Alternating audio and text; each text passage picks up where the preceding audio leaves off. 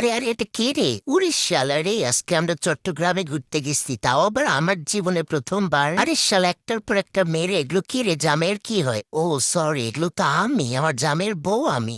গত 25 সালের 11ই নভেম্বর আমার কুটুটার জন্মদিন ছিল, এজন্য আমরা ঘুরতে গেছিলাম। আও, এই বাসাটায় আমরা আজকে 2 দিন থাকবো। উরি বাবারি, এটা কে রে? মেয়ে কি? জামের সঙ্গে কোন মেয়ে গেছে? আও থুক্কু, এটা তো আমি।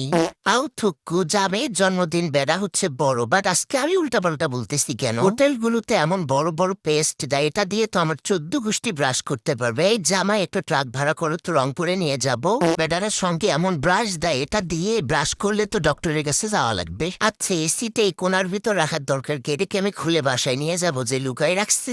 টুকু টুকু টুকু, বেটার কোলে একটু ঢং খাচ্ছে। এটা কে রে? ও আচ্ছা, এটা কিন্তু বার্থডে বয়, তোমাদেরকে কালকে ভিডিও দেখাবো। কে কি সুন্দর করে বিছানাটা গুছাই রাখছি, একটু পর আমি এখন লট্টর পট্টর করবো। খিদা লাগছে ভাই, জামাই খাইতে নিয়ে যাও। আও বেটা, আমার ব্যাগের মধ্যে কি করে? এই এই এই এই আজব তো, কি 4টা টাকা নিয়ে এসছি, আমার টাকা নিয়ে এখন বাইরে যাচ্ছে, কেমনটা লাগে? নিজে পকেট থেকে টাকা বের করতে পারো না? বেড়ে আবার এই বলে কি যে হচ্ছে কি বললো? ও আচ্ছা, বলতেছে আমার তো জন্মদিন, আমি ছোট বাচ্চা, তাই তোমার থেকে টাকা নি। জন্মদিন, ছোট বাচ্চা, ঢং রাখার জায়গা পাচ্ছে না। আচ্ছা, আমরা হচ্ছে দুপুরবেলা মেবি ট্রেন থেকে নেমে হোটেলে চেক ইন করছি, তারপর এখন আমরা দুপুরে লাঞ্চ করতে বের হচ্ছিলাম ফ্রেশ হওয়ার পর। দেখছো নতুন গেঞ্জি পরে গেছে, বললাম যে গেঞ্জিটা চেঞ্জ করলো না। কি রে বেটা, মেজাজটা যায় গরম হয়ে। তবে চট্টগ্রামে যাওয়ার পর আমার একটু অনেক বেশি খারাপ লাগছে, কারণ ওখানে সবগুলো পায়ের রিক্সা, আর আমার জামাই এই মোটা, একটু ওজনটা তো কমাইতে পারতা।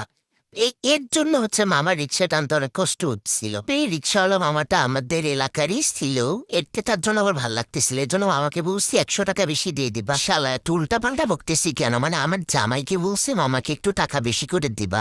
চট্টগ্রামে যাওয়ার পর ওই একদিন আমরা যতবার রিক্সায় উঠছে, প্রত্যেকটা মানুষকে আমরা একটু টাকা বাড়াই দিছি, কারণ সবাই পা রিক্সা চালায় তো দেখে খারাপ লাগতেছিল। তো আমরা একটু পতেঙ্গার দিকে বিকেলে ঘুরতে বের হয়েছি। বেড়াটা একদম নড়েই না, যেখানে থাকে সেখানেই থাকে, ঘোড়ার ডিম। আমরা চট্টগ্রাম শহর থেকে একটা সিএনজি নিয়ে মানে আমরা মেবি মাগরিবের পর পতেঙ্গার দিকে গেছি, তবে খুব ভালো লাগতেছিল। এই যে দেখো আমার জামের একটা ঢঙ্গি, যে একটু পানিতে নামবে, একটু পানির ঢেউ আছে কি? না না না, যাবো না। কি ঢঙ্গি মেরে, কেমনটা লাগে? আমি এখন যাবো শুটকির দোকানে, আর উনি এখন এখানে আচার খাচ্ছে। আসো না রে ভাই, শুটকি কিনবো মানে? বাসার ফ্রিজে এত এত আচার, এগুলো আমি কারে খাওয়াবো? এই তোমরা হচ্ছে দাও তো কুরিয়ার, মানে তোমাদের লোকেশন দাও তো, কুরিয়ারে পাঠাই দিই।